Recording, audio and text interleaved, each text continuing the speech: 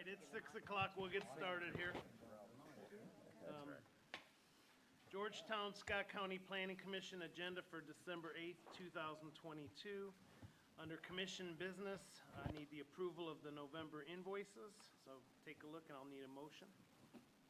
Marlon, I'd like to say something about that. I've read through it, pretty impacted what we all do. And therefore, I make a motion that we pay. Thank you, Mr. Stone. Motion by Mr. Stone. Second. Second by Mr. Garrett. All in favor, say aye. Aye. Anyone opposed? Motion carries. Under B, approval of the November 10th, 2022 minutes. Need a motion? I'll make a motion. I've got a motion by Mr. Garrett, I'll second. second by Mrs. Singer. All in favor, say aye. Aye. Opposed? Motion carries. Under C, approval of the December 8th agenda. I'll make a motion. Motion by Mrs. Singer, second by Mr. Smith. All in favor, say aye. Aye. Opposed? Motion carries. Items for postponement or withdrawal. Joe, do we have any, how about the one we discussed, there was a possibility they were going to withdraw? Is it online? They did, they're back, they cleared it up with revenue. So we're good to hear them tonight? Okay, so there is no changes to the agenda? No postponements or withdrawals, okay? And then under consent agenda, we do have one consent eligible. It's a PSP-2022-52, the Derringer Track Number 2, preliminary subdivision plat to subdivide a 2.15 acre tract into 2 commercial industrial lots located at 900 East Main Street Extended. Before I get started, just for the record, Mr. Shirley is absent today. So is there anybody here against or want to hear the Derringer Track proposal? Anybody?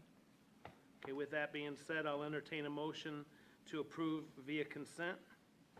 So moved. So I got a motion, grab a piece of paper, by Mr. Mifflin, Second. a second by Mr. Vest, and again, we'll do roll call. Mr. Mifflin, Yes. Mrs. Singer, Yes.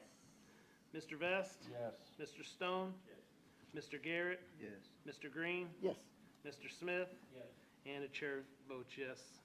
Come up and sign your documents with our attorney.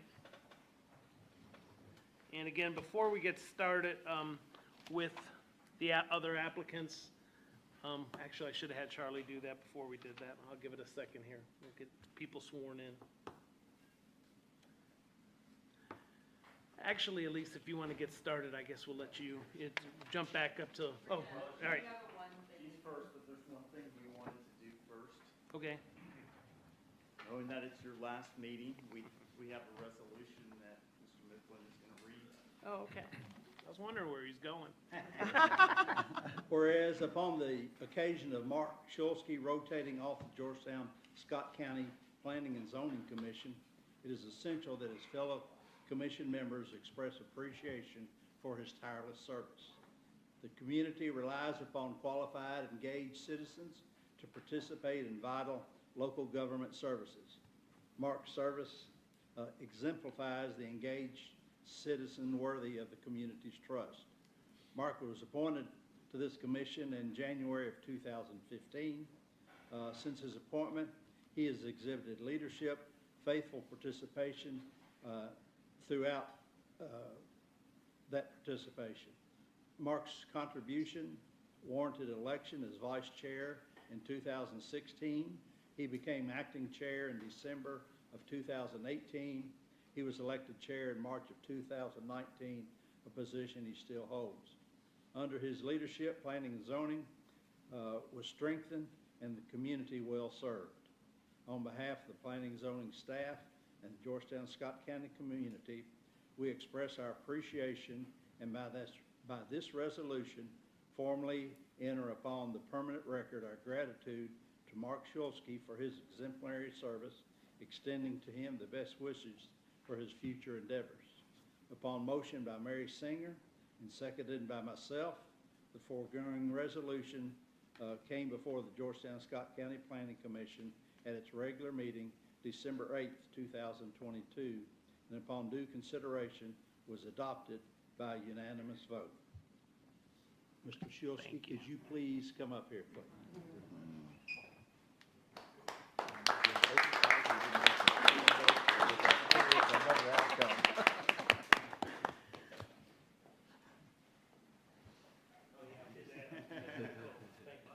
Thank you, Mark. Thank you, Mark. We had one other thing, and then I was gonna see if we could come out, if all the commissioners can come out here so we can get a picture.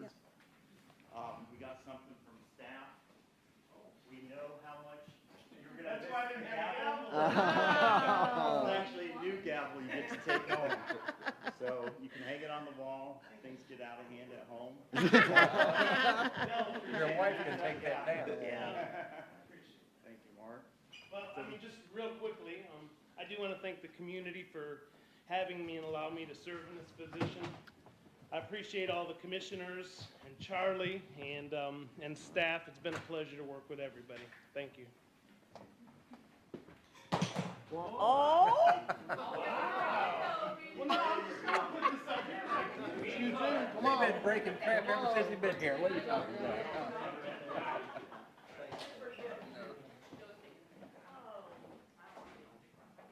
I'll put this on our website or on our social media. Come on, Charlie, get up your hand.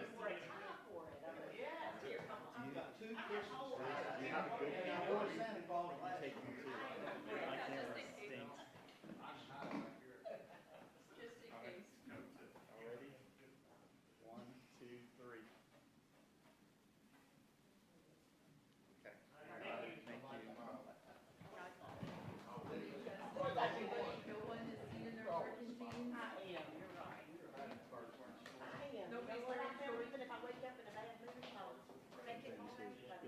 Thank you. Thank you, I appreciate that. I do appreciate you all too. That's what they It's been say. a pleasure.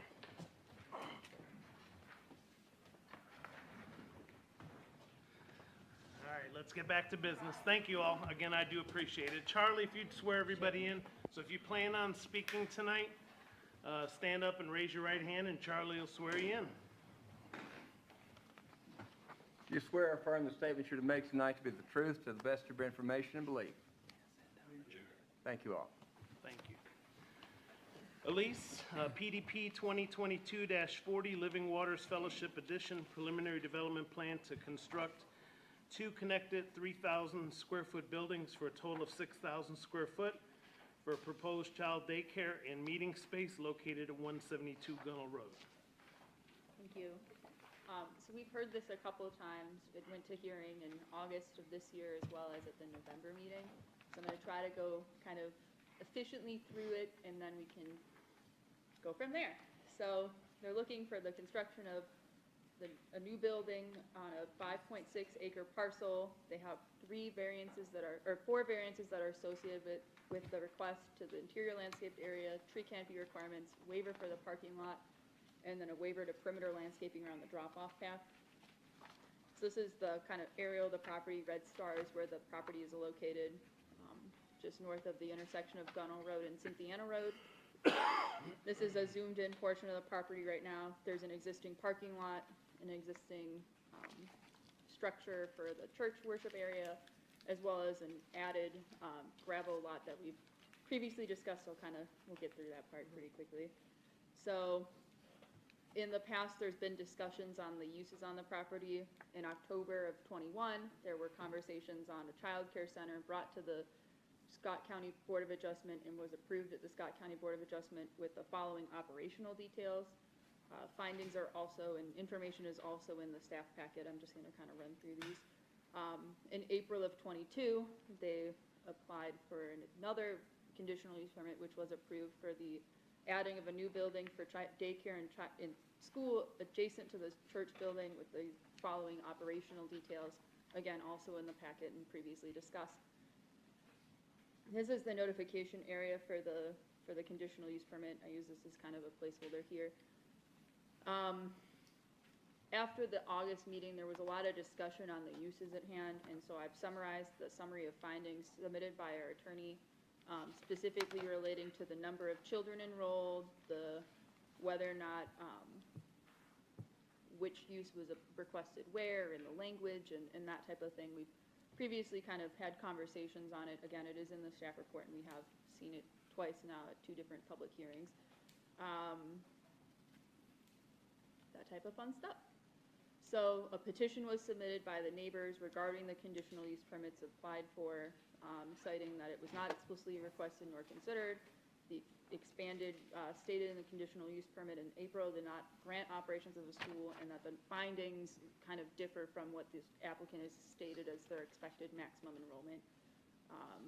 They object to the approval because of the language used in the applications to both the Planning Commission for PDP review, as well as debate on the conditional use permit application information. And then they've also corresponded with some questions and concerns about traffic safety, conditions of Gunnell Road, impacts on the livelihood and usability of working farms, and so on and so forth. We do have some neighbors here, and if they do wish to speak on it, that's what we've collected public comment on previously, and if we need to, we can also, depending upon how you guys are feeling, we can go forward. So just kind of discussion on if it's the ability to execute the uses expressed, and if the uses were approved and otherwise not approved, we regulate development versus the use board that works with uses. So this is just a conversation on where do we stand is pretty much the whole dealio. And then from there, what are we gonna, if we stand in one area, what's this gonna look like to execute? If we stand in another area, what's our next steps? So these are our options. It's pretty much interpretation that they expressly approved a school, or they expressly maybe didn't approve a school. What's the intent? The appeal period for the Board of Adjustment application is kind of since passed, but there is obviously, we can have conversations if the board feels so inclined. Moving forward, kind of what pertains to today is the development plan here. Area in red is the buildings proposed. They're an attached 3,000 square foot buildings for 6,000 total square footage. Again, this is language specifically pulled from the application form requesting the proposed child daycare and meeting space. This is not staff extrapolation on the language used. This is explicitly what is included. They've also requested a drop-off path, fenced-in playground area, and those are the main additions to the property. I've also highlighted on this page here existing utility lines for fiber optics and water that are directly in the kind of right-of-way adjacent to Gunnell Road, and an existing, or at least established, gravel lot that was put in prior or without any review by the Planning Commission Board, which is, we've discussed it in great detail previously. You need a development plan for it, you need a waiver for it, you can't just be pouring gravel for these uses. Staff, again, is okay with it, but it should be kept subject to the conditions that a paved parking lot or any parking addition would have, so requiring VUA perimeter.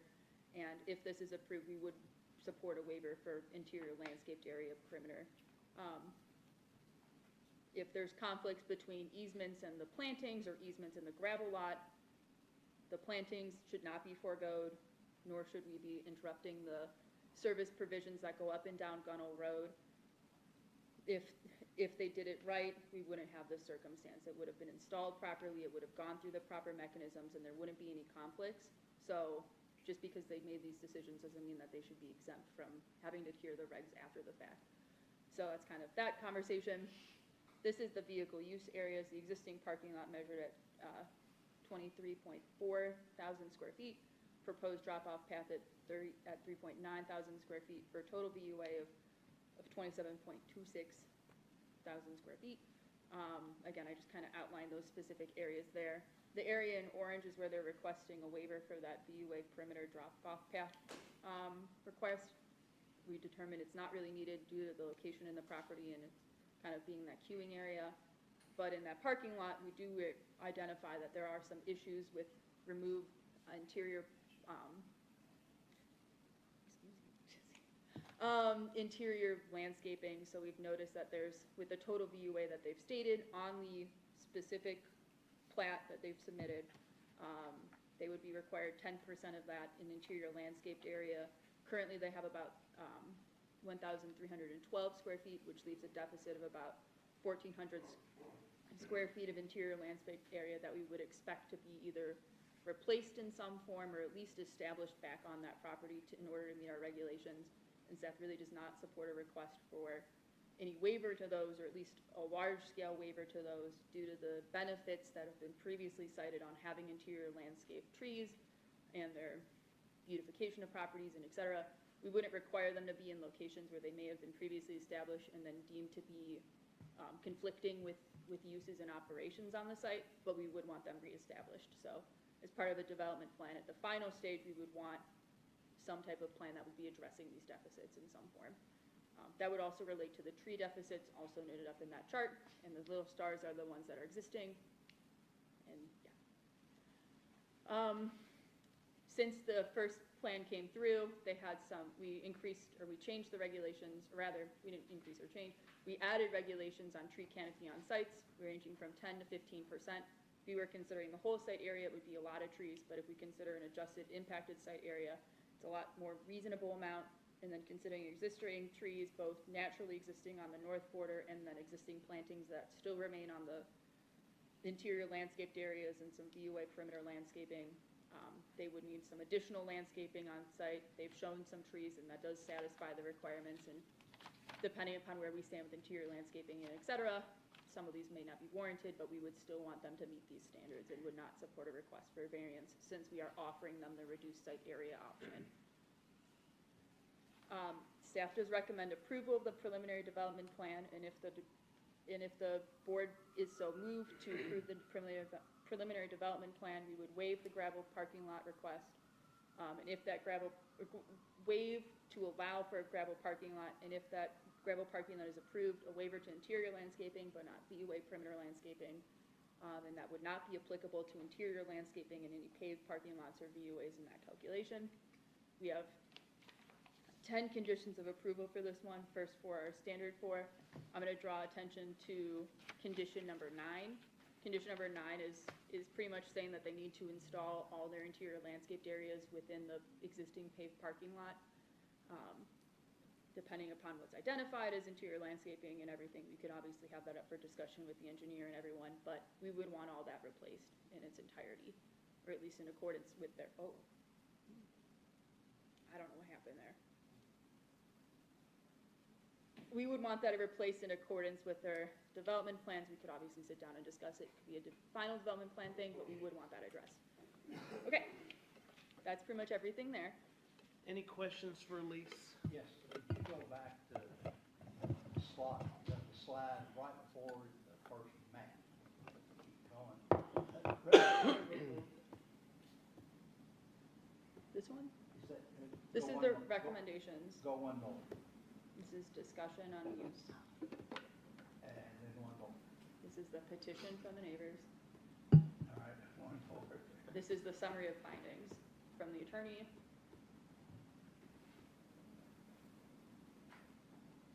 Yeah, that was it. Okay. Let me read that just a Yeah, no second. problem. You went through it pretty quickly.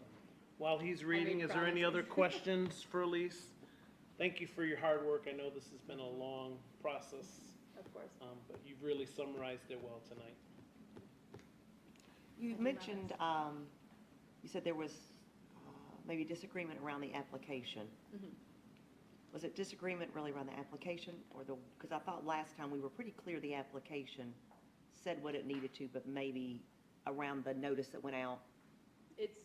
There's a lot of interpretational Okay. things and kind of language differences. For example, the language in the 2022 April application uses the word expand as opposed to add.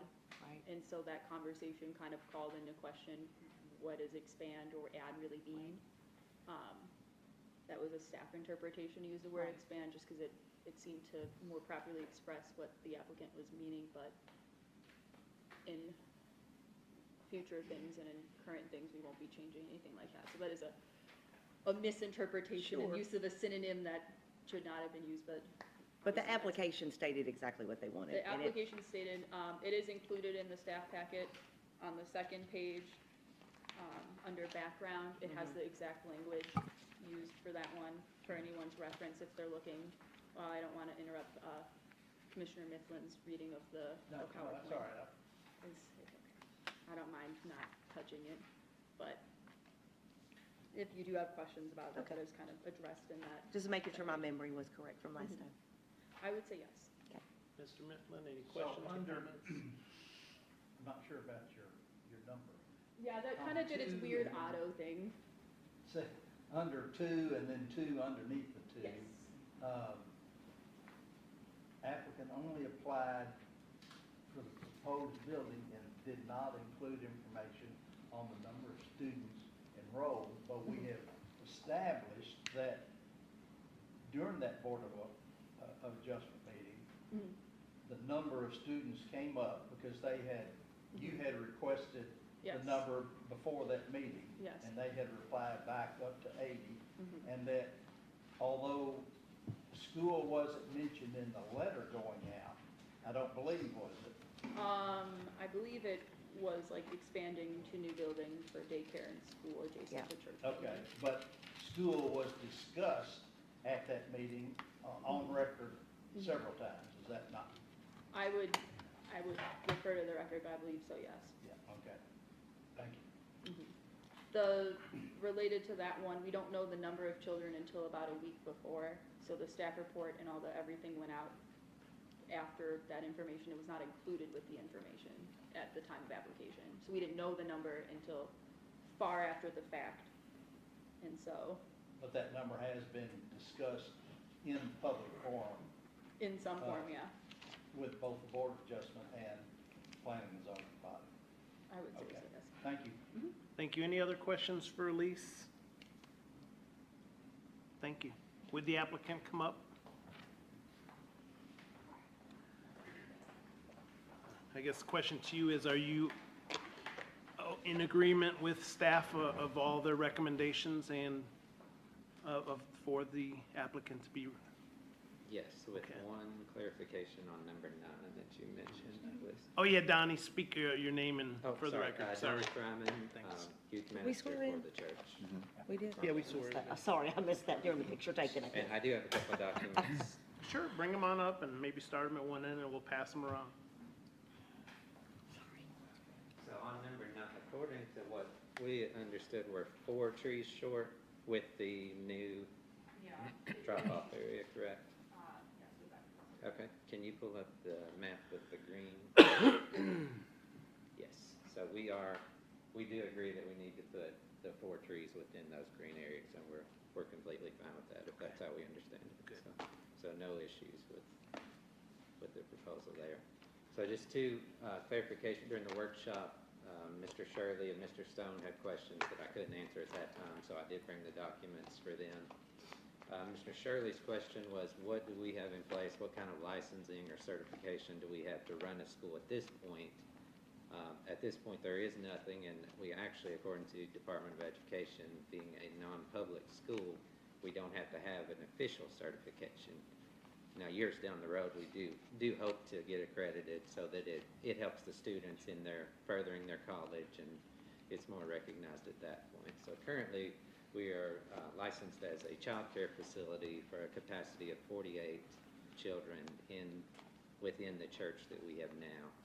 The new buildings, one is planned to be a child care center and the other a school learning center. So it won't be that in addition to the 48 spots carry over. So essentially we're adding potential for 32 new students or child care recipients.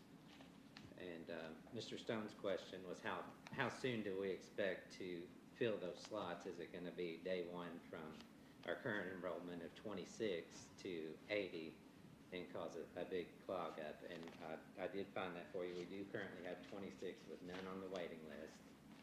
And since the child care facility will be half of the new building, around there 40 or so, we do expect to fill that within 1 to 2 years and hopefully fill the school within 5 to 8. We know it's going to take some time being a new school, not well known, not developed. It's going to take learning process. So to answer your question, we expect 5 to 8 years to be at full capacity.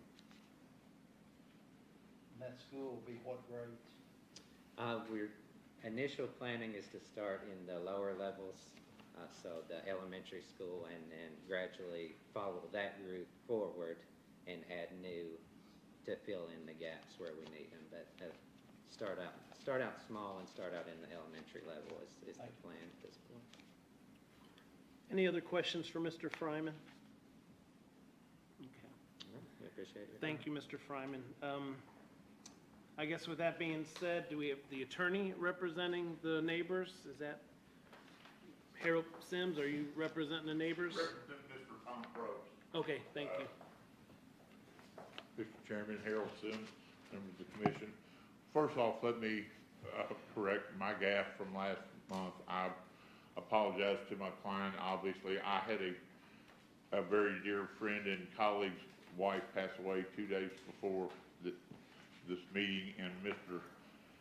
Probst and I had not been in direct communications, and I got my mind set all geared to head to this funeral and completely forgot about this. So I want to publicly apologize to this group for my failure to be here last month. But moving forward, I kind of listened to the review of the meeting and I understand you all don't want to go back through the conversations that you had last week, but I do think it's important quickly to remember that what was done in the Board of Adjustments in April was an amended condition. It was an application for amended conditional use permit, and the applicant did not have conditional use permit to operate a school. They had a conditional use permit to operate a child care center. Child care centers, like the state approves all across the state in people's homes. An expansion to a school that's going to hold up to 80 people is obviously a big change in the character from a daycare that's doing 15 to 20 to a daycare and an educational facility that's going to hold 80 people. And the staff report that went out talked about at 15 to 20, it wasn't going to impact the neighborhood. And I just wonder, they found out 2 or 3 days beforehand that it's going to be 80. Clearly, they talked about the potential of up to 80 in their Board of Adjustments meeting.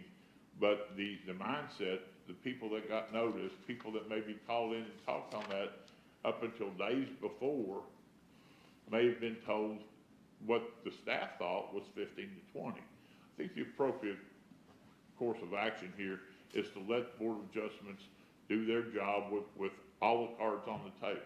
I think we're kind of interpreting where interpretation should be. I find it hard to believe that a school operating in a conditional use zone is approved as a conditional use permit, but there's really no conditions related to the operation of a school. Are you going to have playgrounds do we want to have lights overhead that light up the neighborhood?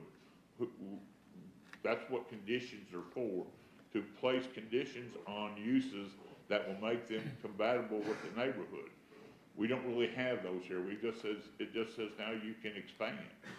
You can expand your daycare into a daycare and a school. It doesn't even really limit the number of the minutes of the approval that night don't even limit the number of students. You have to go back and read the meeting, and they talk about 80 students, but the minutes of approval from that April meeting just say it was approved. So I think the purpose of a conditional use is to impose conditions on uses in areas so they remain compatible with the neighborhood. And I think all we did here was say, okay, you can add a school.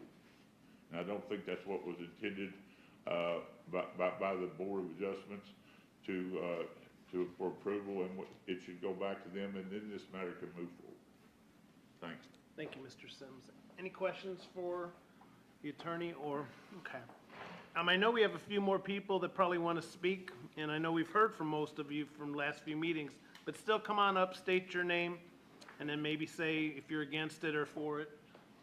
And then we'll have the attorney for the applicant speak as well, or answer the questions maybe once they're. My name's Tom Probst, 284 Gunnell Road. I have a couple questions. A little bit expanding on what Harold was talking about is, if there was a school approved, what kind of school? Everybody's assuming that it's like an elementary school or something?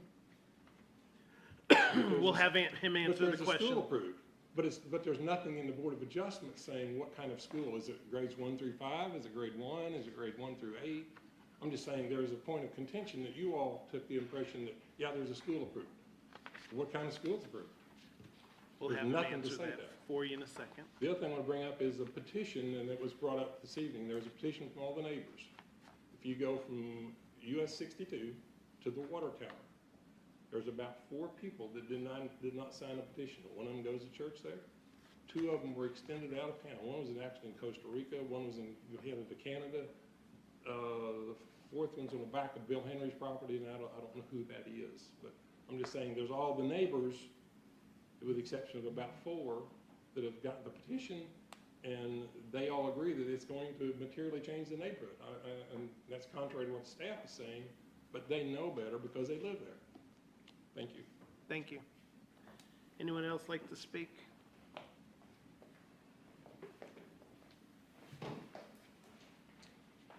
Hello, I don't have a whole lot of information to go over, but my name is Bill Parker. I live at 177 Gunnell Pike, Georgetown, Kentucky. I want to start off, I guess, assuming that if it gets a motion for approval, that I would hope that none of the waivers be given, and special attention to waiver number 3, which is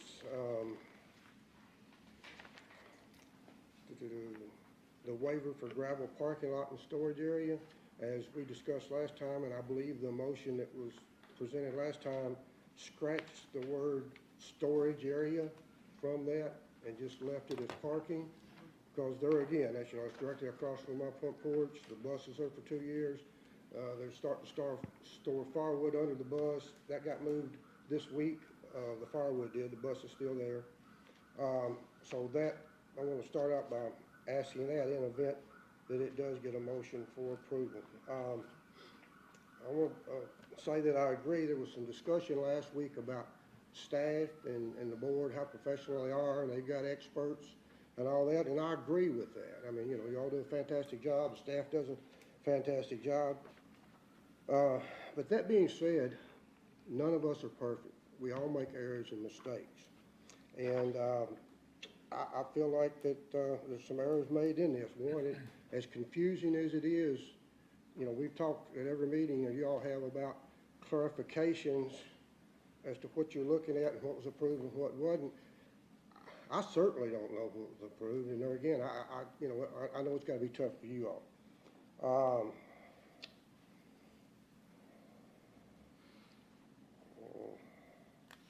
And then also, I guess, on items 4 and 5, on the October 22nd Board of Adjustment summary, items 4 and 5, I disagree with. I made reference to number 5 at the last meeting. I probably didn't word it right to get it in the meeting minutes, and I apologize for that. But, you know, I think it will adversely impact the surrounding residents with public health, safety, and welfare. And I do think that it will change the character of the surrounding area.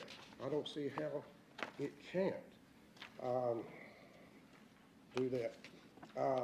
And you know, everybody, you know, familiar, y'all been around a long time, you know, the systems are built with checks and balances to make sure that when errors and omissions and mistakes and whatever is made by great people, you know, we're all human, that there's a way to counter those and checks and balances. And you're all the last result, or the next to last result, to correcting these errors. And I just asked you to look at it, and like I said, I understand how hard the job is, and I think I understand how hard it is, particularly on this case, because sometimes a lot of them are not this bad, but this one's just been a fiasco. So that's all the comments I believe I have. If anybody has any comments or questions for me, I'll be happy to address them. Thank you, Mr. Parker. Anyone else like to speak in favor of or against this application? If not, Attorney Soulsby, go ahead and you could probably answer a couple of the questions they have. I will try to be brief based on the fact that we've all been here before. You folks have heard this twice already. You're hearing it now for the third time. I know you're professional and patient, but you're probably sick of it, and you're probably sick of me, and I get that. That being said, a couple of things that are worth reminding all of us of is the procedural standpoint that we're looking at right now. The Board of Adjustments did make a decision, and that decision is reflected in its written record. Now, you're all members of a governmental body sitting on planning and zoning right now. Your Planning and Zoning Commission meetings have numerous discussions, but at the end of the day, you act by your written record. There's a reason for that, and that reason is for people like me and Mr. Sims, when we look at a piece of action that's been taken by a governmental body in litigation or in a court case following up on something, the court, when they look at it, they look at what was done in the written record. And they confine themselves predominantly to what was done in the written record. You know, your Planning and Zoning Commission written record will reflect the actions you took. Now, because it reflects the actions that you took, that eliminates a lot of the confusion, a lot of the questions that Mr. Parker mentioned. That's the reason that we do it that way. It's the reason why you put on a motion, you have a second, you vote on it, and you enter it on the written records of the organization. That's why we do that. It's a pain sometimes to get that to happen. And Charlie herds cats, here and elsewhere to get that done. But it has to be done. That was done by the Board of Adjustments. Now, the Board of Adjustments at their April 7th, 2022 meeting approved the application S 2022-16 for an amended conditional use permit. We know that they did that because that's entered on the written record. This body is not the last word to appeal that decision. That's not what you're here for. People don't appeal from the Board of Adjustments to the Planning and Zoning Commission. What you're here to decide is the preliminary development plan that has been put in front of you by this applicant about putting in the necessary trees, putting in the parking as dictated by the local regulations. That's what you're looking at. The action of the Board of Adjustments is done. That has been decided. So I guess what I would say is if any of you have specific questions about the development plan as it's been proposed, I would welcome those questions. I would welcome answering anything that is a problem. If there's a specific staff recommendation in the development plan that you disagree with, for those who may be disposed against this application, I'd like to hear those things. I'd like to hear specifically what in the development plan is it that you disagree with. But if what I'm hearing is Board of Adjustments didn't approve this, we know differently. We know that they have, by their written action, approved the application that was before them. That application was for a daycare and school. And so we can debate whether they were wise to do that. We can debate whether they made that decision with all of the information they should have had. People are free to make those kind of claims about anybody. They make them about you folks, as you well know, out in the community, and a lot of times you probably feel like the criticism that you receive is unfair. But at the end of the day, the decision that is made is the decision that must stand. And that decision was made here by the Board of Adjustments. It must stand. This body doesn't have the legal right and doesn't have the procedural ability to overturn or send back to the Board of Adjustments on the basis of saying, well, I don't think they did this right, or I don't think they did this. You're bound by the written record, just as a reviewing court would be bound by a written record. This action took place. Mr. Parker mentioned that there are legal mechanisms, there are legal procedures and systems that are available when something like this has been done where there's an error. People are human, people make mistakes. If people believe that mistakes were made here, there was a right to appeal. That right was not taken advantage of. There was a right to show up and ask questions at the Board of Adjustments if there were questions to be asked. Again, that right was not taken advantage of. All but 4 of the neighbors have signed a petition after the fact. That means all but 4 of the neighbors had the ability to try to do something about this when there was still time within the regular authorized procedures. Asking you to put a stop to this development, not on the basis of the development plan in front of you, but on the basis of Monday morning quarterbacking, what the Board of Adjustments did is improper, and you folks shouldn't be swayed by that. Are there any questions for me? Any questions for Attorney Sosby? Thank you. Thank you.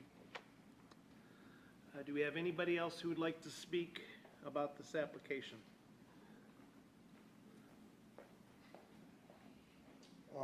I just, like I said, I'm not an attorney, but I do know that as far as people showing up and not showing up, that was part of the confusion from day one on the notices and all. So that's part of it. I disagree that y'all have to approve this. If that's the case, there wouldn't be no need for you being here. You know, you have the opportunity to correct errors, and they can, I assume, go back and resubmit and come back through again, and hopefully, and I know it would be all the documentation and all would be in more detail. And folks, I tell you, I've lived there between 35 and 40 years, and it's definitely going to impact me and the neighbors. So, thank you very much. Mr. Parker, let me clarify something you just said. Yes, sir. That you were saying that they need to go back and clarify all their paperwork No, sir. that the Board of Adjustment acted on? I didn't mean to say that. What I meant, if this is not approved tonight, I'm assuming that they can reapply later. So if they reapply, if they go back and change some of the documents or wording that you say is improper, so then you will approve them coming in there? No, sir. I will attend So I will that- attend the meetings when I get notice that I feel like I need to. You know what I'm saying? But that's not gonna change your mind. I don't know. It depends on the information. I'm not one to say definitely yes and definitely no, although it would take a lot of information to change my mind. But I'm not the person to say definite yes or definite no without doing my research and understanding Bless you. my process. Thank you, Mr. Parker. Yeah, and I think I said this last month. To clarify, our role really isn't a check and balance for the Board of Adjustment. Our role is to view the development plan and say, does that development plan meet our ordinances? Not to interpret what the Board of Adjustments did, other than to read the written record, as was stated, which seems to me clear that the application is stated in the motion. It talks about the school. We've had the opportunity to actually view the recorded meeting and to read the minutes themselves. And it seemed clear to me they knew what they were doing. Certainly, I get the fact that it's unfortunate that maybe there wasn't a general awareness in the community of what was actually taking place and the impact that would have. So therefore, no one showed up at the meeting. But we're not really a check and balance for the BOA. We have a very specific role as it relates to our planning and zoning ordinances, and that is to interpret those ordinances and say, does this development plan as it's presented with any waivers recommended by the staff or conditions of approval, does that meet our ordinances? And if it does, we are held to the standard to approve it, unless there's something about the development plan that doesn't meet those ordinances. So that's And all I I'll think say. Charlie touched on it Monday, and it really hit me hard on Monday. Charlie said our job is to approve or disapprove buildings. Yeah. Not necessarily the business that goes inside the buildings, but the actual buildings, the setbacks, things like that. So that kind of hit, On development plans and development plans, subdivision correct. plans and that sort of thing, yes. so that kind of hit me Yeah. Monday, so. There's oftentimes we would probably want to veer on the side of the neighbors because putting ourselves in those shoes, we understand the impact that it would have. But fortunately or unfortunately, depending on which side of it you're on, that's not what we're charged with, and it's not what we've been appointed to do for the community. Thank you, Mrs. Singer. Any other questions, comments? Anyone else like to speak in favor or against? Mr. Sophie, just briefly, I feel like it's been suggested to you tonight that this is that approving the development plan is the only action you have in front of you. Quite clearly, if you were given an opportunity to vote to approve a gas station in a subdivision, you know that gas station isn't zoned in that subdivision. Everything else may be okay, but you're not being asked, you know that that's wrong.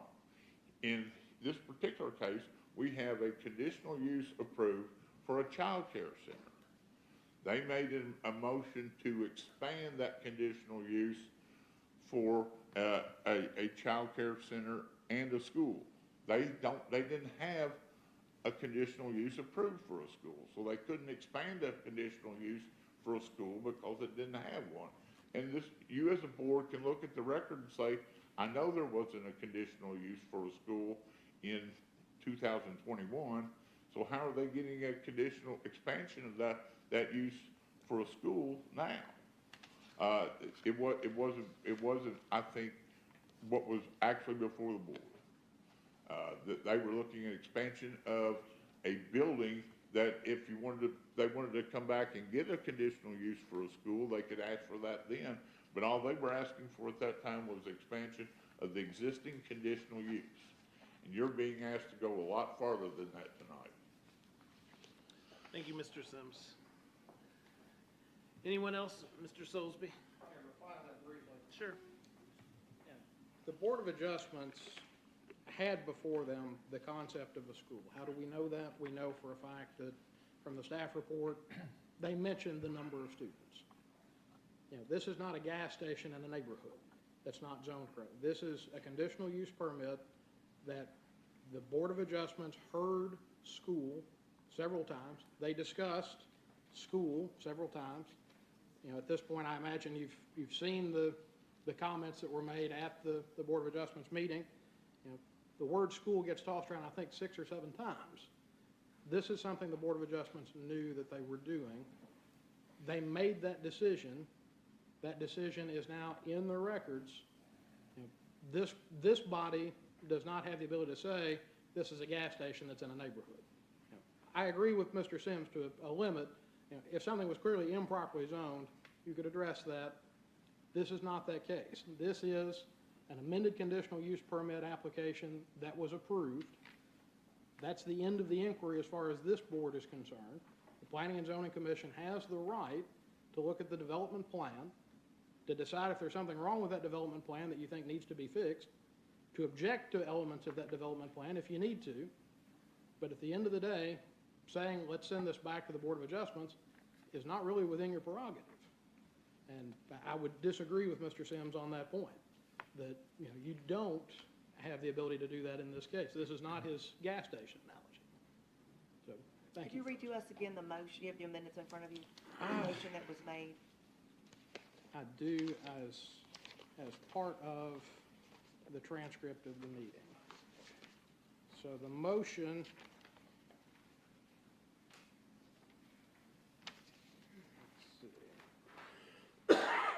I make the motion that we approve application number S 2022-16 with Darrell Gaunce with the Living Waters Fellowship for an admitted conditional use permit on 172 Gunnell Road, which the staff recommends for approval.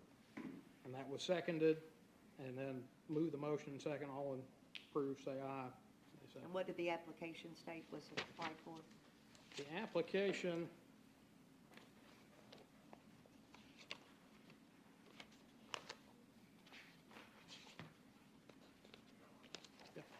have you got it? Saves me looking for it.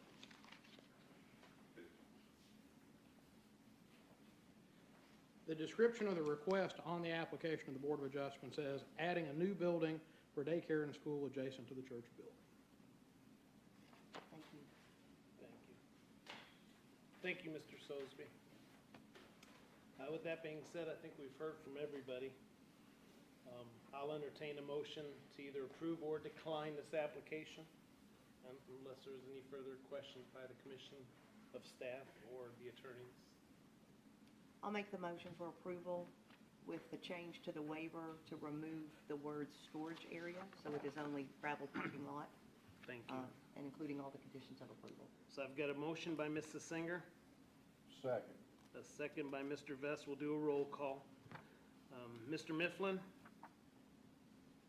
Yes. Mr. Stone, No. Mr. Garrett, No. Mr. Green, No. Mr. Smith, Yes. Mr. Vest, Yes. and Mrs. Singer, Yes. and the chair votes yes. Motion carries. Come up and sign. Thank you all, both the neighbors and all the attorneys.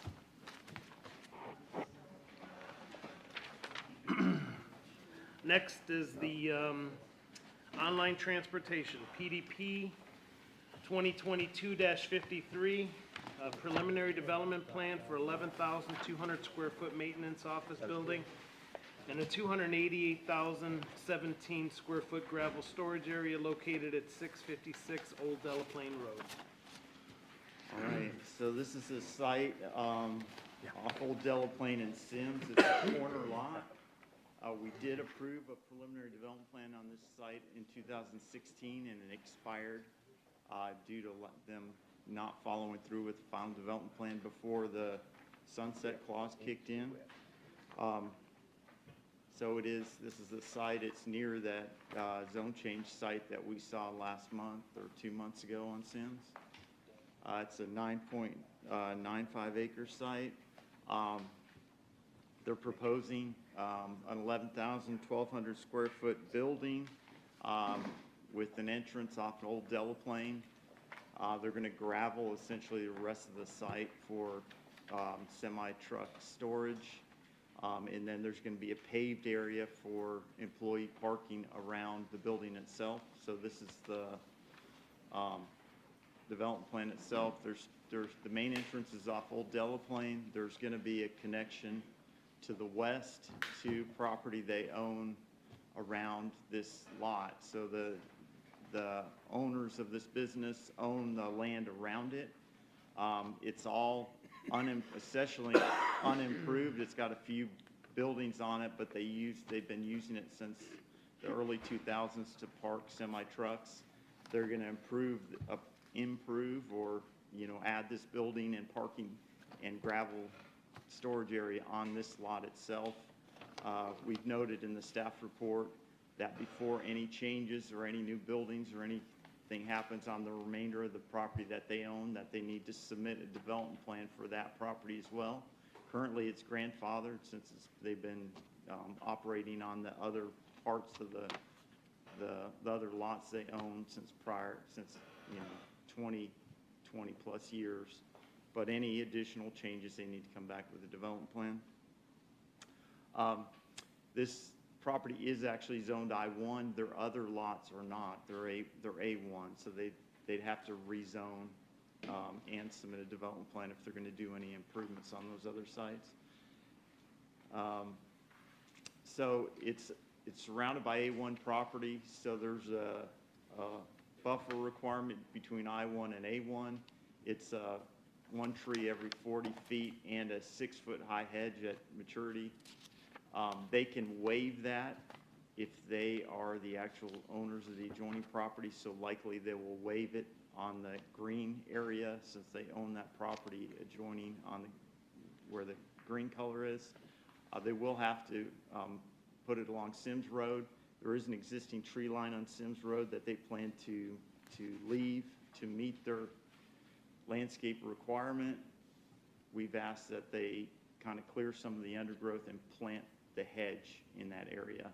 There's multiple easements along Sims Road, so there's water easements, there's electrical easements, multiple easements. So if they cleared that tree line, they probably couldn't plant back with all those easements there. So it's good that they're going to leave that. So the site meets all our setback requirements, all our landscape requirements, other than the 2 variances that they're requesting. And because a lot of their area is gravel for storage of semi-trailers, they need a variance for the gravel storage areas. Then they need a variance for the interior landscape plantings within the islands, just because of the amount of vehicle use area when you calculate the long driveway requires 15 trees, and they really can't get that in the area around the parking lot. So we're in support of these two variances. There's no other variances requested, so they should be able to meet all the canopy requirements and the perimeter landscaping requirements. They'll have to show the final landscape plan as part of the final development plan, and we'll approve that at the staff level. So we are recommending approval with the two variances, the waiver to allow gravel for their trailer storage, and the variance to reduce the number of trees in the plantings around the office portion, the paved parking around the office. And then there's 10 conditions of approval. One is annexation, so they are within the urban service boundary. So we did add a condition that they be annexed. The others are pretty standard. They meet our stormwater requirements. In any further use of the adjoining lots will require a development plan approval as well, and a rezoning likely. So we are recommending approval with the two variances and the 10 conditions of approval. Any questions for Joe? All right, would the applicant, thanks, Joe. Would the applicant come up? Good evening. Brad Boaz with CMW Architects and Engineers, and I think Joe did a great job explaining it. We're in agreement with the 10 conditions, and would take any questions that you have. Any questions for the applicant? That's nice and easy. Hope so. All right, thank you. Anyone here against or for, come on up and state your name for the record. Stephen Watson, I live at 714 Delaplate. Excuse me, Steve, you stood up and swore a little while ago, didn't you? I'm sorry? You took the oath a little while ago, didn't you? Do you and God country? Very good. But you didn't check in. I thought you were I'll accusing check him in. of cussing, Charlie. You said you stood up and swore a minute ago. Oh, that's right. That was you and me swearing in a conversation we had a minute ago. That's right. I got What can I confused. say? If you'll look down Sims Road, there is a closed entrance. It was closed about 10 or 15 years ago because we had situations of semis going down Sims Road, impacting traffic and stopping ambulances. They're proposing to do it again. That's already been stopped. That's been addressed. Now, that intersection, that road, none of that was ever designed for semi-truck travel. It's not made for it, it's not big enough for it. Just last week, I witnessed one truck trying to turn in, one trying to turn out, and an ambulance came up Sims Road. It had to turn. We live on the right-hand side of the intersection, up on top of the hill. That ambulance couldn't get through that intersection. It had to go in front of our house, which is okay, that's fine. But it had to detour because it was blocked.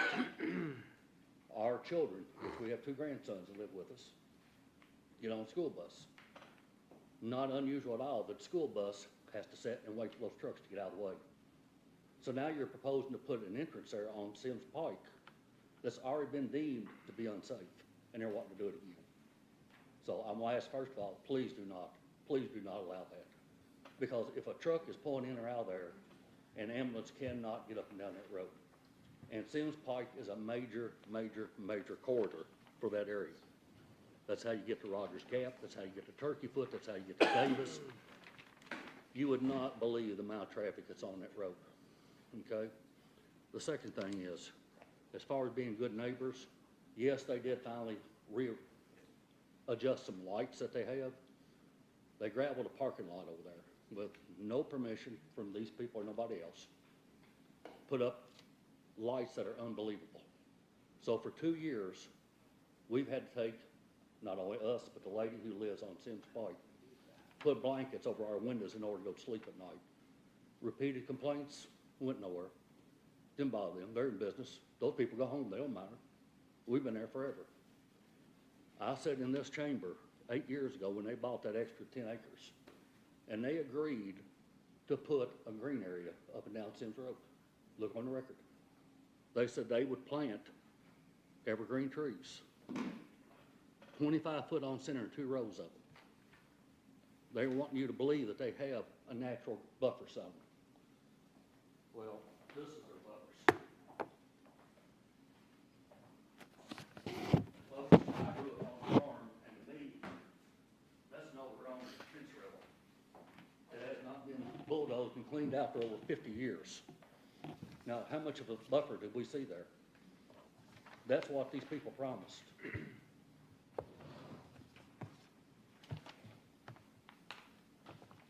Now, the other thing is, they want to put a shop there. As far away as their existing building, we can already hear air tools at night during the day and stuff like that.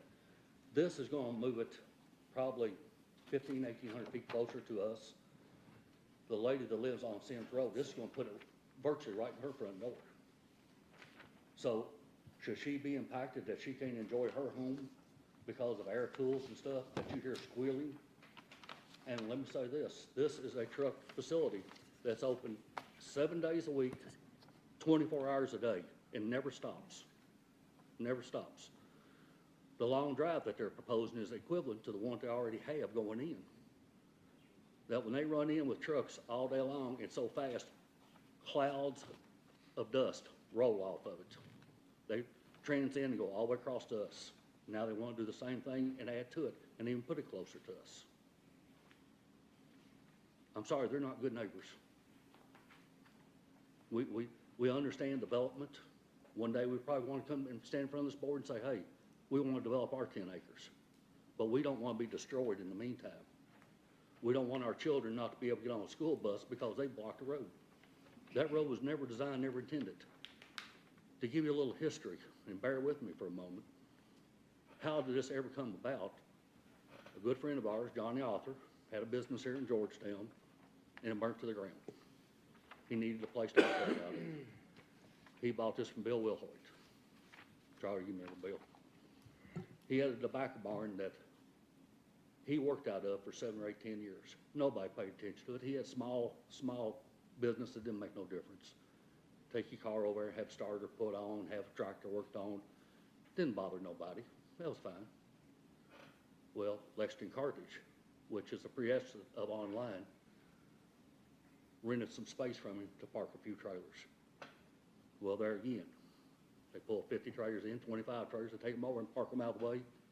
That's no problem. This company buys this company. And of course, every company wants to expand. I don't blame them. Every company wants to do better. I don't blame them.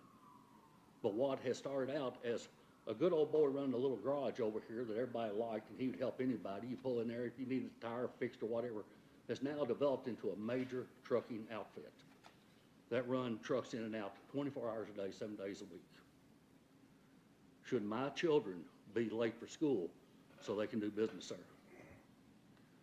Would you want to be laying in an ambulance and not be able to get to the hospital because they have the road blocked? Ask yourself that question when you vote on this. Thank you for your time. Does anybody have a question? Thank you, sir. Any questions? I have a question, either for Stephen or for Joe. You talked about entrance off of Sims Pike, but your presentation shows the entrance off of Old Dell's Lake. Mm-hmm. Yeah. There's not an entrance on Sims. I was told that. Not on this lot. Okay. I think. Well, it's still the same thing. We cannot, when they pull out, if they have one pulling out and another one pulling in, that whole intersection is blocked. In talking about those trailers, blocking the roads and everything, how far down Sims Pike do they normally go? Just the end of the parking lot? Well, as soon as you turn in, you have to make an immediate right to get out to the old road.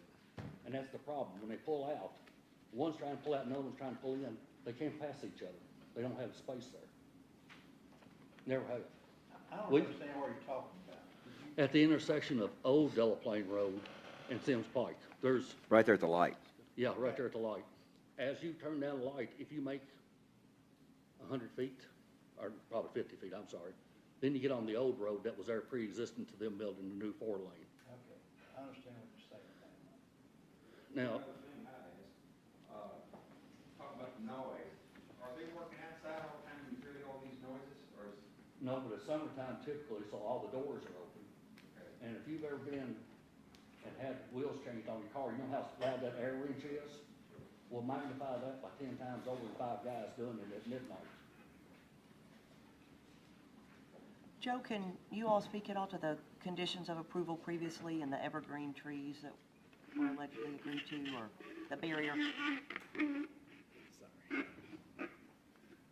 The evergreens would help from the site, but not from the sound. Yeah, but you had stated that there was agreement that they would do it and it hadn't been done. I sat here with, and I can tell you the gentleman's name was Billy Cunningham, who agreed that they would do that about. That was with Lexington Cartage or Online Transport? Lexington Cartage, which became, they sold out, they Right. mortgaged into it. They, this is from 2016, and it expired, the preliminary expired, but they never followed through with the final, so. But there was a condition number 10 that Charlie wrote in, evergreens halfway down Sims towards Cherry Blossom. There's no specifics, so I'd have to watch the meeting, I don't recall, but a double But it was row. never, the preliminary was never executed, they never came back with the final? Correct, correct. So, I mean, you can add that condition back in, and then when we get the final on this, which Right. hopefully we will. we can- But that's, it If we do says- approve it, it seems like something that we should do, if that was one of the conditions previously, unless something's changed. I agree. I not understand if it doesn't help with the sound, but at least it would, it's a visual barrier. And there is no entrance directly onto Sims, but they do park back in the, you can see behind me, that gravel area to the north of the site, that's probably where they shut that entrance. Are you saying there was an entrance that was shut by the county? Yeah, they, Up to that upper parking lot, the back parking lot, Probably, yeah. or the back parking lot. Yeah. Can you speak to the concern about the visibility at the intersection? Well, you know, the entrance comes onto Old Delaplane, and I mean, sight distance is fine, but yeah, I mean, a trailer coming out is gonna have to get through the light. But they did widen their entrance, so you can have two semis, you know, one going out and one coming in, pass each other at the entrance. So presumably, you know, if somebody's leaving, they can wait there until, you know, the intersection clears. But I mean, it is close to the intersection, so. But I mean, Ben may be able to speak better about it, but there is the radius to get the semis in and out and to make the turn. Joe, I'm gonna pick your brain and your memory and mine.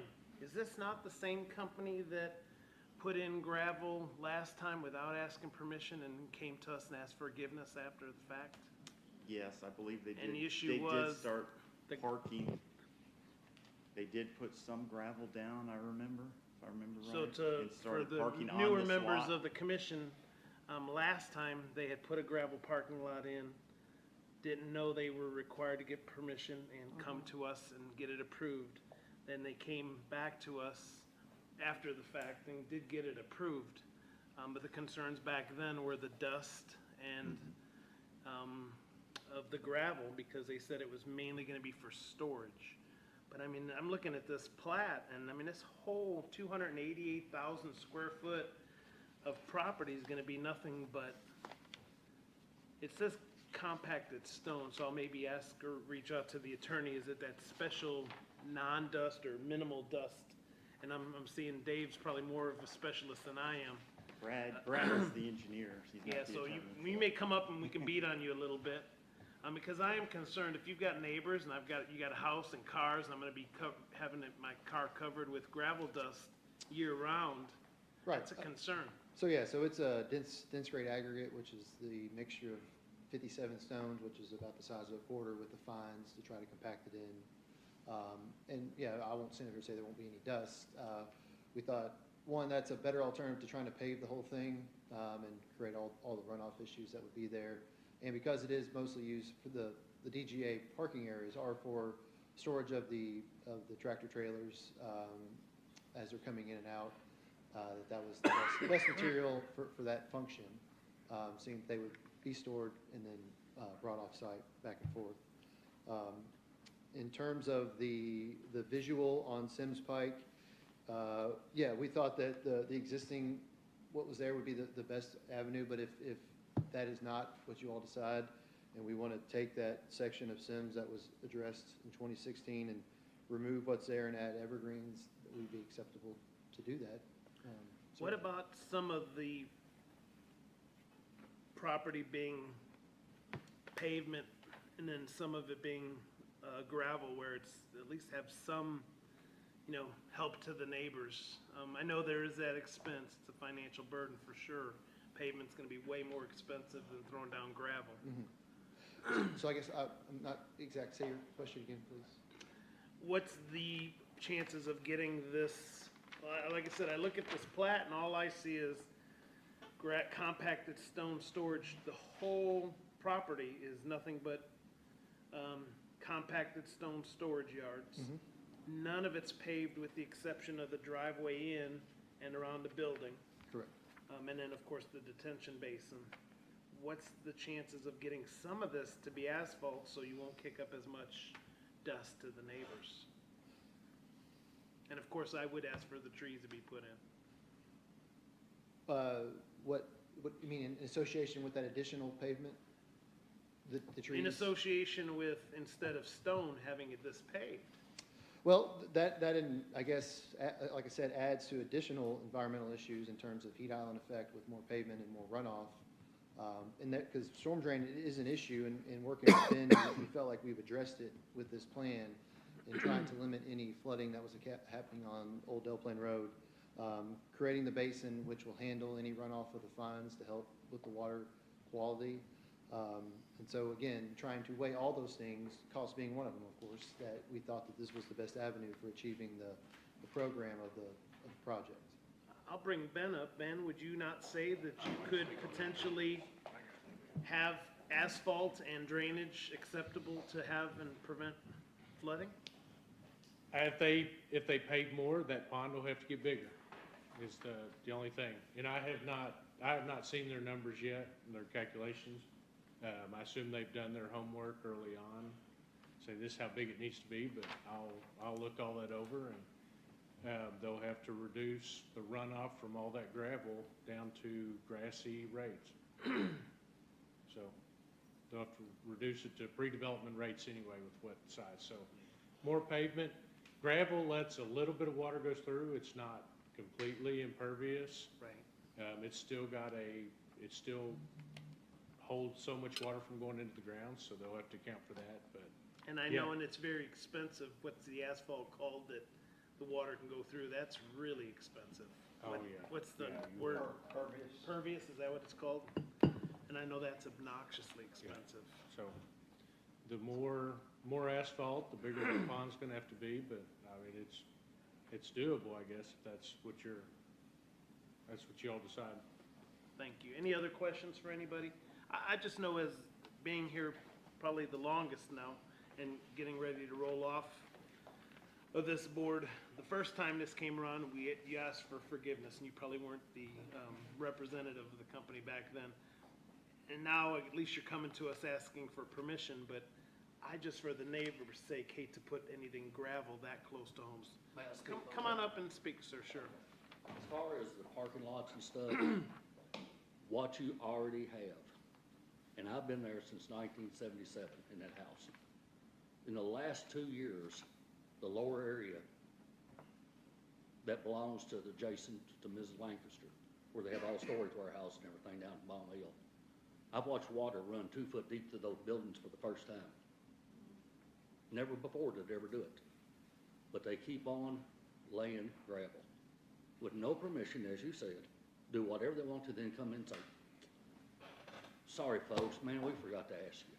But we paved another 5 acres. They're flooding people. And I'm gonna say this, gravel, and I've been in construction for 40 years. Gravel, they are correct, and Ben's correct, is probably 95%. Would you say that? Yeah, it's not pervious. It's not pervious. It's, and as you very well picked up on it, we already have a problem. And this is gonna compound it.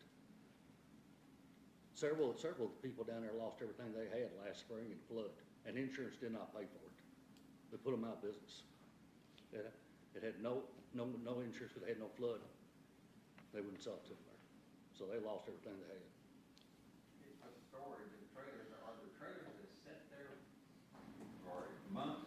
Yeah, they move them in and out. I can't really answer that. Their operation, there's something happening there 24 hours a day, 7 days a week.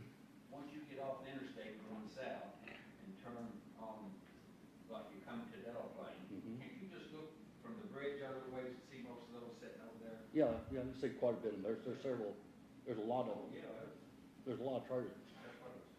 And every trailer that sits there is also non-pervious. It takes up the grass areas. Where they don't have them on gravel, they went out and taken that area right there, what they don't have gravel. And if you come out there and look at night, you'll see probably another 5-10 acres covered up in trailers. They're just sitting there on the grass. Thank you, sir. Joe, to answer his question or concern, if they're adding on to that parking lot and they're not getting permission again, do you know anything about that? I don't think they're adding on necessarily. I think that's been there, you know, if you look at the aerial photos since the early 2000s. Right. I think they might have, you know, they've added that gravel back there above this blue, where the site in blue, just that, that upside down L. Right, That's right. been there for a long period of time. Okay. Now, they may be bringing in more trailers, and maybe, you know, you see the amount of trailers there now. They're bringing in more, and some are leaving, so they're using that site. Did it have a date on it? But they're if not. they're bringing in gravel, or, I mean, again, Well, they added gravel to this lot. I don't know when they bought it, but we, you know, we were notified probably by Mr. Watson, and so we cited them. That's why they came in 2016, because we caught that. The other stuff predates that. It's now likely grandfathered since it's been there more than 10 years. And I don't know, Mr. Watson can maybe touch on this, since 2016, if they continue to bring gravel, and I know we've had some other properties that have built up their property height-wise, which has caused flooding to adjoining properties. If that's the case, have they brought gravel since 2016? Yeah, and also in behind their main building, that area has grown exponentially. Do you want to touch to that? I mean, are they allowed to do that? I didn't think you can build up a property, because again, I know we've had other properties in the past, and I'll just say Oster's Landing is one of them that was affected by an adjoining property being built up several feet, right there by the creek. But No, I mean, once you have a gravel lot, you're gonna have to add to it from time to time to maintain it. Right. Well, that's what I wonder, is where's are they following the rules? That's what I want to ask. But they don't have to, if they had followed the rules and gotten permit to gravel that lot, you don't have to come back each time to maintain it. Or build it up several feet? I mean, is there a Well, limit to, not really? This is not in the floodplain. This Okay. is up on top of the hill. That's the difference. Okay. So what you're saying is, as I'm looking at the satellite views, everything right behind that, at least half of that lot right behind this lot is now covered in gravel and trailers, and that's what they didn't ask for before. Not that we're getting off on a tangent here. Yeah, that predates me. I'd have to research to see if they asked for permission to store trailers there, but. But been there it is for- all still zoned industrial. No, that is not. That is zoned agricultural.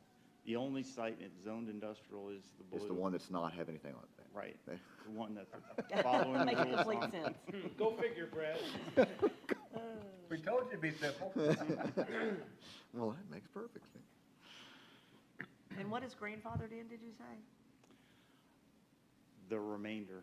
Okay. I mean, they've been using that to store trailers since, I mean, I For don't years. recall, this was Matt's case, so I don't have all the history on it, but I've looked through you know, we have aerial, we can look at Google Earth and go through Right. the historic aerials, and those trailers on those lots go back to 2000, early 2000s. Yes. So maybe further, I don't know, I'd have to do the research on it. But those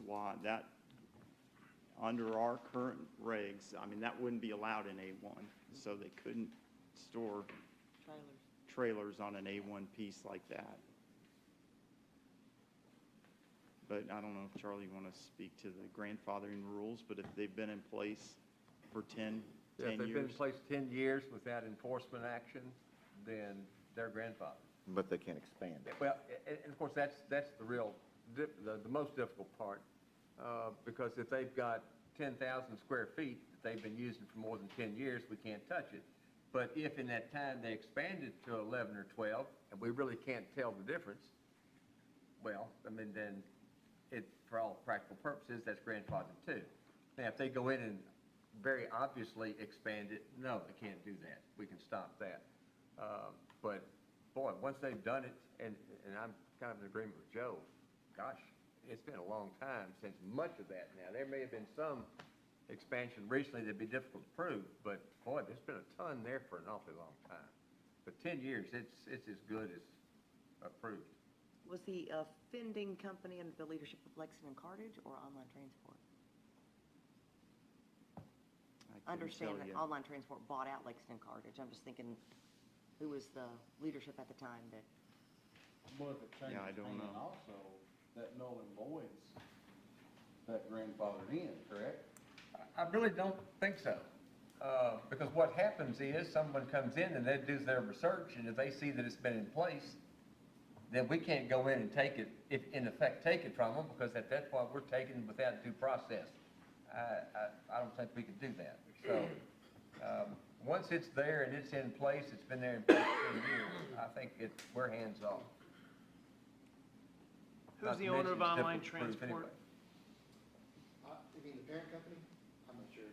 That'd be Daniel Cook, sir. Okay. Who's the owner of KCKY1? Am I? It's On the application. On the application, summary, it says on the staff report. KCKY1, and I was looking at under Secretary of State, and I couldn't find KCKY1. Is that a misprint or typo? I think that's a parent. I mean, that's the right address. That's correct. Yeah. So that's Yeah, under location, that looked like the right address, and then under owner, it said KCKY1. I looked it up under Kentucky Secretary of State, and I couldn't find that company. Yeah, that must. Joe, who's the application or owner? The owner is, KCKY1 Stoner Drive, Springfield, Indiana. That must Well, be that's the, why. is that the Indiana parent Secretary of company? State. Wonder why it says KY. Maybe it's somebody's initials. And Online Transport is Mr. Cook? Correct. Okay. Now I remember it being Mr. Cook. The owner was Randy Overmeyer. That's our client contact with Online Transport. Yeah. So do they, we have just a small map of the blue area there around the edge of it. So and Joe said the surrounding area was also owned by them. So does it go, do they own everything all the way to the interstate, or where are those green lines in there?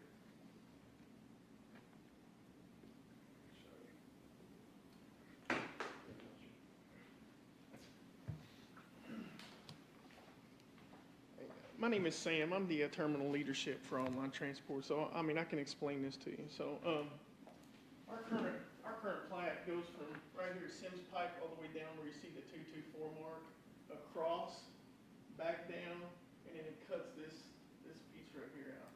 So it's, I think, a 35-acre plat. Does that sound right, Brent? A 35-acre plat. Your last name, sir? My last name is Hamlin, Hamlin. Yep. Okay, and do you swear or affirm? Yes, sir. Thank you. So you all own everything except that one little gray spot in the middle there? Correct. Right here where the storage the storage areas, it's a storage company. Oh, that's, Right, we own this part and then the big part in the back. okay, Yes, sir. thank you. You're welcome. Any other questions for Mr. Hamlin?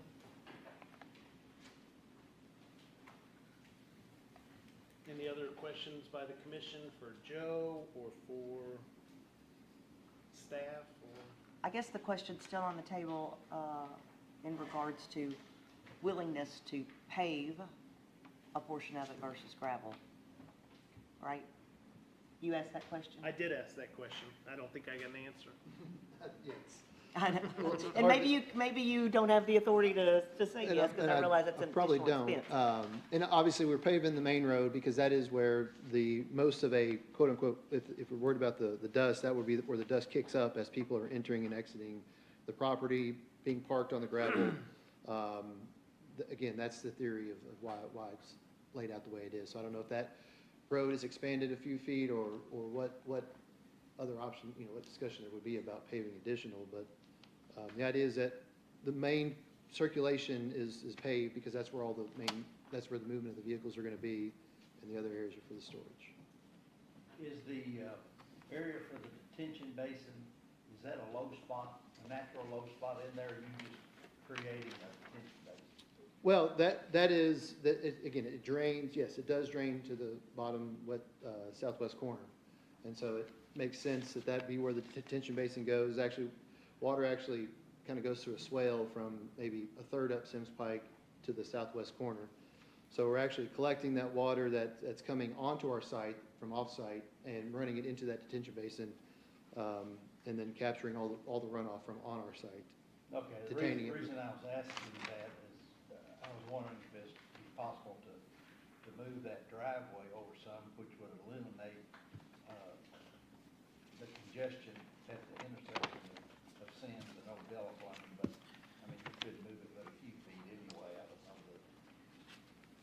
I was thinking if you were just creating that, move that road all the way down to the corner, give trucks more stacking room on Old Delaplane. Oh, you're saying move it further west? Correct. Yeah. There's some overhead utility infrastructure in that area. So we've pulled it as far west as we can before we get into existing utility poles and guy wires. All right. And as pointed out, widen the entrance so that trucks can pass. All that stuff.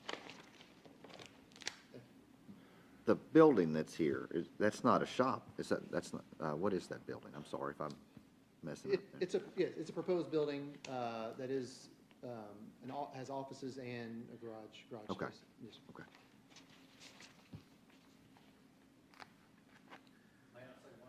Sure, come on up, Mr. Watson. To clarify, this is where the entrance is now. They have all this, and they want to put a new entrance here. We're already having problems, not here, but here. So even if they take this and move it back, it don't solve the problem we have today. We still have these same problems. Because trucks coming out of here cannot make this turn. When somebody comes here and tries to turn that way, you have two trucks trying to pass each other in the intersection. It's not made for it. So even if you eliminated that, and what they're using now is a road that goes across and they come out this. Even if it's eliminated, it does not eliminate the problem. Thank you. I'll give you my 2 cents. I think in a perfect world, this should be paved. And of course, we need to increase that buffer quite a bit on Sims Pike Road. That's just my 2 cents. Can I throw it? Mr. Krebs, sure. I've watched it out there. I think Sims Pike is the issue. It's the vicinity of Old Delaplane to that traffic light. There is this is narrow and too close to Cherry Blossom Way. That's kind of a state thing, all that in there. When that light changes, you got vehicles back up here, they don't get out. I mean, it blocks up. Does that explain it? Yeah, it's not pull up that light. The truck is pulled out, another one's trying to pull in, now they block each other, neither one of them can go anywhere, so somebody has to give. Well, you got two truck drivers, who's gonna give? Think about that. Then you have people stacked up there down Sims Park. And then down Delaplane the other way, so it becomes a congestion. And God help you, like we saw the other night, with an ambulance sitting there.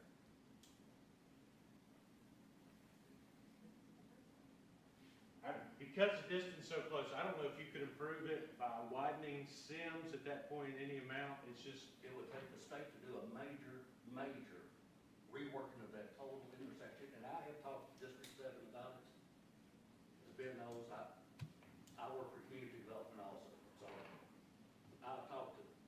They have no plans to do it because that's not in their scope of work, so it's not gonna get fixed. The problem is only gonna get worse and more.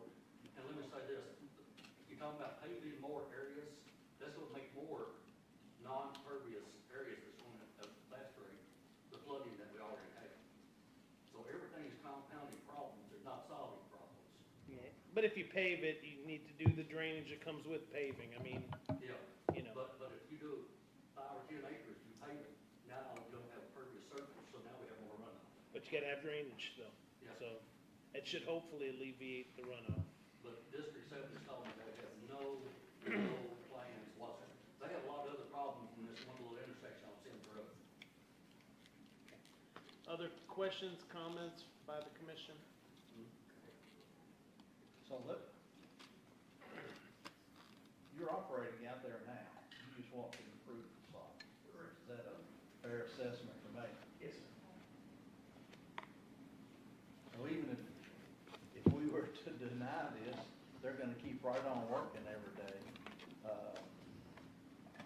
At least by approving this, we should make some improvements to the site. So they're not gonna, but they're gonna expand the site. So they're not gonna improve what they've already There's got. no building there yet. They're just gonna, they're expanding, they're not improving. But You're just adding more they're to it. working there now. Not on that. Not on that piece of property, They're no. out there working around it. No, there's nothing on that piece of property. Yeah, Well, there's I guess there is a nothing on little that something there. Purple, no, the building's not there, correct? Not that one, no, not that Yeah, one. there's nothing on that purple piece of property. But they've, Where are they working on the vehicles now? Everything around it. they've already put a gravel lot in there now, right? They've already put a gravel lot in their parking trailers in there right now. That's just an old picture. Oh. Yeah. And the same thing with right above it. They've already gravelled that off and added a gravel parking lot to it. Right, yeah. Yeah, there's what it Well, looks the like now. gravel that was dumped in there on the current piece of property we're discussing, that's not the gravel we had the issue with 6 years ago, is it? Yeah, they dumped gravel on this lot, yeah. I thought that So was- that's it. I thought it was in front of their office building is what they did. They expanded that front and back also.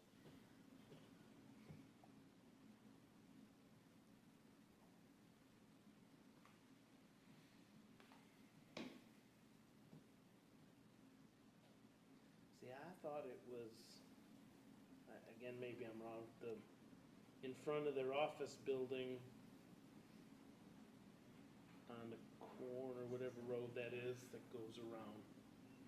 You are correct, because the gravel on this lot that we're speaking of is only there about 2 to 3 years. It was put there with unbelievable lights around it, because they said they were having vandalism of their trailers. Yeah.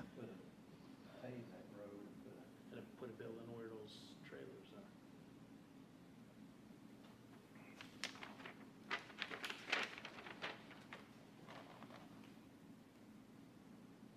So does anything change in terms of where the work is being done with the approval of the building? If it's approved, does that move work that's currently happening on that open gravel lot inside, or? Essentially, we'll use the old building, man, use the older building to work on trailers Mhm. versus where we're using now for tractors. So we would use that building to work on the trailers. What we do is we supply, parts for Toyota. So that's why there's trailers in and out of there. You know, as far as using Sims Pike for any kind of traffic, that's not approved by us. We don't promote any driver going down Sims Pike. There is some, drivers down through there that are owner operators, not associated with us. I do know that. So, I mean, I don't know of any other traffic going down there. We only use the old Delaplane, route, and we use those two, essentially the main driveway, and if we get approval for the other one, we would use that. But those trailers are sitting there in storage for Toyota, and when they need those, then we move them on site, so that way we keep the logistics running, essentially.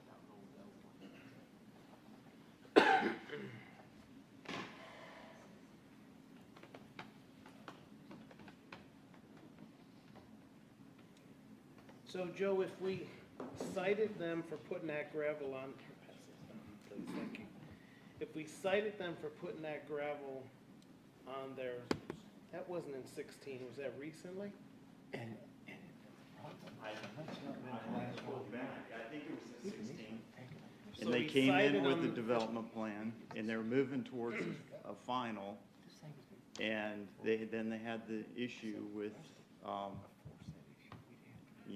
completing the final and getting it back to us. So we pushed them to come back, and that's why they were back last year with the preliminary. So we've been trying to get a final development plan approved so they can come into compliance on this lot, but we did cite them So for they that just haven't gravel. been in compliance for 6 years probably. Hang on. Can we listen and not have side conversation? I get to use this one last time. Side conversations, or if you want to speak up, we'll listen to you, Charlie. One last time because we're going to be good, or one last time because it's one last time? I just wanted to do it. I mean, if there's questions or comments, please speak My up. question to him was, so, because that's the only part that's I-1 and the rest of it's A-1 and all of it's in the urban service boundaries but not in the city, where do we go from to just make them put the whole daggone thing? If we're gonna do anything, they gotta put the whole thing in the city and make the whole thing I-1. And I don't know where to go. That's something I have no idea. That's why I asked. Right, that would go beyond here. That's what I'm saying. It's completely different. So if you wanna expand and do more, we gotta bring it all into compliance. I think so. You know what I'm saying? I agree with you. Yeah, So, because it, the yeah, I think this just been a mess for years. yeah, and it would be a time to, And it'd Clean it be up. probably a good time to do it the right way. because the location with the interstate and everything, we've all talked about this, and I hate it, but Well, it's amazing to have this in an A1 zone. yeah, it should, right. It should not be It in should an A1 not zoning be. at all. And you saw the growth where they expanded, and I understand that, but it just doesn't, Well, actually, I take that back. It's in an I1 right now. just But- this lot. But the other ones are A1. Right, Right. right. So, all right, questions, thoughts?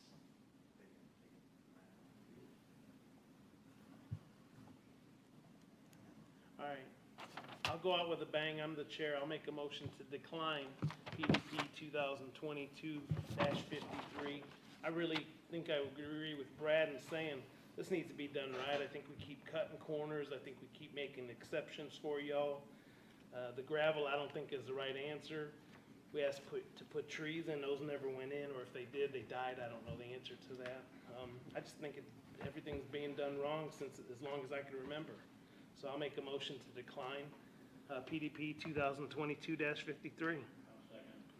I got a second by Mr. Smith, and I'll do a roll call.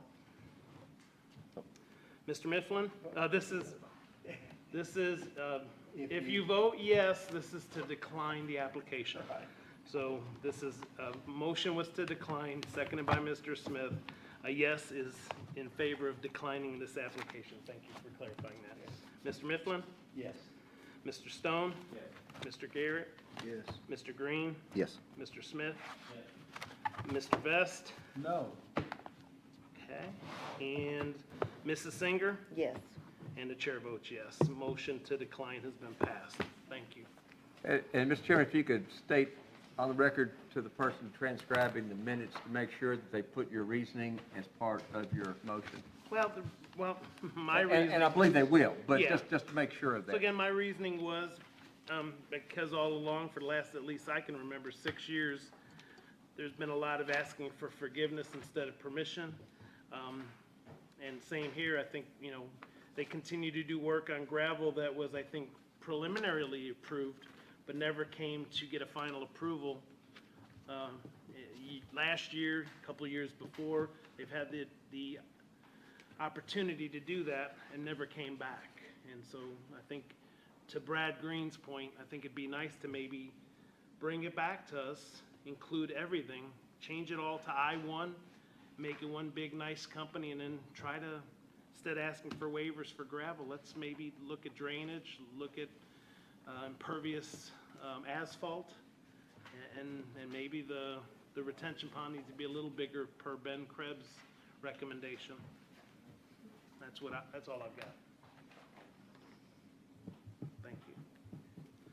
Thank you. With that being said, the only other thing I think we've got on the agenda is approval of the 2023 application meeting schedule deadlines.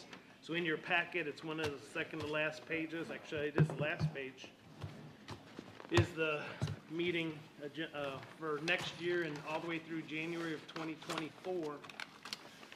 So I'll need, I guess, a motion for that, approval of the meetings for next year. I'll make a motion to approve the meeting date for next year. Okay. So motion by Mrs. Singer.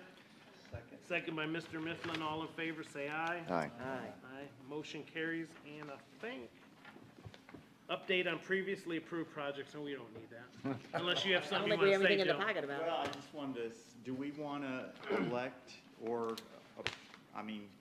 just make note for the record that Charlie will serve as the acting chair, as the current vice chair? Yeah, because elections are not until, June or something like well, I that, think right? they're March. I think they're March. So, Do we know yeah. yet who's coming on, or to replace Mark? No, we don't know yet. It'll be. I guess would yeah, they do it January. after the mayor takes? Yeah. Do we want to elect a vice chair, just in case Charlie can't make it, or could do we do want to do that? Want Yeah, you could anybody- do that, to fill that. Well, actually, because Charlie doesn't become chair, Charlie is vice chair. Well, that's true. So if he runs the really, meetings through March. he just needs to attend the meetings between now and March. I was at a Board of Adjustment meeting last, I guess it's Monday, and they didn't have a chair or vice chair, Yeah, so yeah, they both just kind of were out. elected somebody to speak. Yeah. Okay. to We'll run the figure it meeting. out if it gets to that All right. point. Well, think about it. If We won't all Charlie sit here and can't look at make each it, other we'll need a dumbfounded. volunteer. Look, what do we do? What do we do? And I could choose this one. I don't know how long it'll take Bernie to put somebody on. Yeah, that's true. Sure. I guess you lose this one last time, motion, or meeting adjourned, right?